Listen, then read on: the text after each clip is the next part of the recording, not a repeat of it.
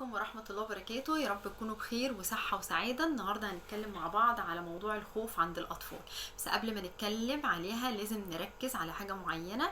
أنا حابة كده إن انتوا تاخدوا بالكم منها، إن أي بني آدم في الدنيا سواء طفل أو كبير هو بيمتلك مجموعة من المشاعر: خوف، حزن، قلق، توتر، فرح. أي مجموعة من المشاعر ديت موجودة عند الكبير أو الصغير لازم نحترمها. طيب انا ده طفل صغير مش فاهم حاجه، لا مفيش حاجه اسمها مش فاهم حاجه، هو فاهم كل حاجه. فياريت بعد اذنك تحترمي مشاعره. فاحنا النهارده هنتكلم عن الخوف، وهو واحد من المشاعر اللي بيمتلكها البني ادم. ممكن يكون ابني كان طبيعي وكويس ومفيش مشاكل، وفجاه ابتدى يخاف من حاجات معينه: كلب، قطه، ضلمه، اي حاجه. طيب انا دلوقتي اتصرف ازاي او اعمل ايه؟ لازم الاول ادور على السبب اللي خلى ابني يخاف من الحاجه دي.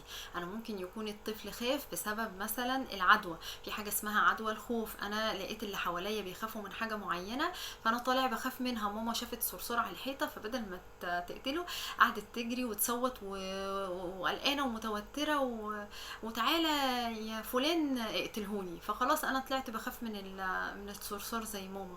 وهكذا بقى بالنسبه لاي حاجه تانية.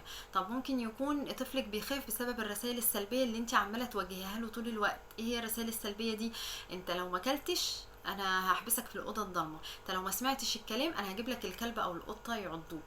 طبعا هيبدا بقى الطفل الموضوع ده يستقر في المخ عنده، ويبدا بقى ايه، هو ذهنه واسع. هيبدا يقلق ويتوتر، وهيبقى مصدر خوف بالنسبه له. الحاجات اللي انت بتهددي بيها ده هيبقى مصدر خوف بالنسبه له. طب ممكن يكون الطفل دوت خايف من الحاجه دي علشان مر بحادثه مؤلمة مثلا، سببت له الخوف من الحاجة دي، زي ان هو كان راكب العربية مع ماما وبابا، فالعربية لا قدر الله اتقلبت. الموضوع بالنسبة له بقى ان اي صوت فرملة، الفرملة اللي سمعها اثناء الحادثة او قلبت العربية، بيبدأ يخاف ويتوتر. طب ممكن كمان الطفل يكون بيخاف لان حصل عنده ارتباط شرطي بين حاجه وحاجه. يعني تيجي ام تقول لي ايه، انا ابني بيخاف من صوت العربيه وهي ماشيه في الشارع، مع ان ما حصلش اي موقف يربط بينه وبين العربيه، ولا تعرضنا لاي حادثه ولا اي حاجه. طب ايه ممكن يكون بيخاف ليه؟ ده عادي، ده صوت عادي وطبيعي. ممكن يكون حصل اللي انا بقولك عليه دلوقتي، الارتباط الشرطي، ان هو يكون ماشي في الشارع، كلب هوهو عليه او جري وراه او قطه خربشته، وفي اللحظه دي كان في عربيه معديه، صوت العربيه خلاص تركز عنده بقى. اي عربيه بتعدي، ما عندوش بقى، ما فيش كلب، ما فيش قطه، ما حصلش اي موقف، هو خايف من صوت العربيه لان هو ده الصوت اللي سمعه لما تعرض للموقف ده مع الحيوان دوت. فاحنا نركز كده وندور في الاسباب اللي انا قلتها، هنلاقي اكيد سبب ورا الحاجة اللي ولادنا بيخافوا منها. وفي حاجة كمان مهمة جدا الأمهات ما بتاخدش بالها منها. يعني ممكن تبقى اللي هو عادي قاعدة بتفرج على فيلم رعب، وهم داخلين خارجين عمالين يشوفوا في لقطات من الفيلم، لا الموضوع ده مرفوض تماما.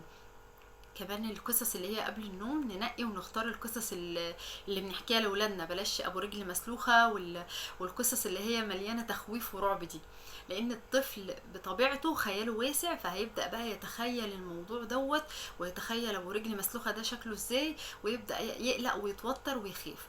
طب انا بقى اتصرف ازاي؟ خلاص عرفت السبب، اتصرف ازاي مع ابني اللي بيخاف من القطة او الكلب او الضلمة او ايا كان الحاجة اللي بيخاف منها؟ لازم اتقبل موضوع الخوف دوت. ما ينفعش اقعد اتريق واهزر واقول ايه ده ايه ده وانت بتخاف من الموضوع، من الكلب ده ولا القطة، ايه ده صغيرين، ولا صرصار ايه اللي انت بتخاف منه. لا، ما احاولش اقلل من حجم الموضوع، وما احاولش اديله اكبر من حجمه. لازم يبقى في اعتدال، واتقبل موضوع ان ابني خايف، مفيش مشاكل.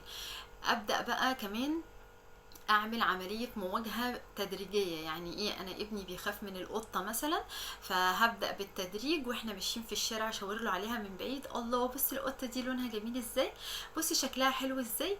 نقرب شوية في شوية، الله بص شكلها من قريب بقى احلى كتير.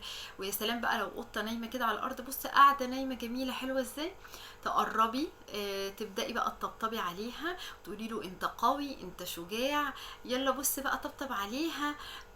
لو بقى هيبدأ بالتدريج، ممكن أول مرة ما يستجيبش، بالتدريج تاني مرة يستجيب كده، يحط إيده ويقوم ساحبها بسرعة، واحدة واحدة يبدأ يقرب، يزود، يبقى مثلا نص ثانية، بعديها ثانية، بعديها دقيقة.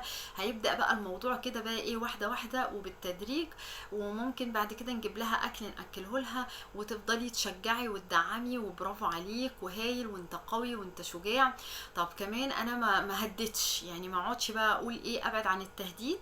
لو ما اكلتش هحبسك في الاوضه الضلمه، لو ما ذاكرتش وما سمعتش الكلام فانا هبدا بقى ايه، اجيب لك القطه او الكلب علشان خاطر يعضوك.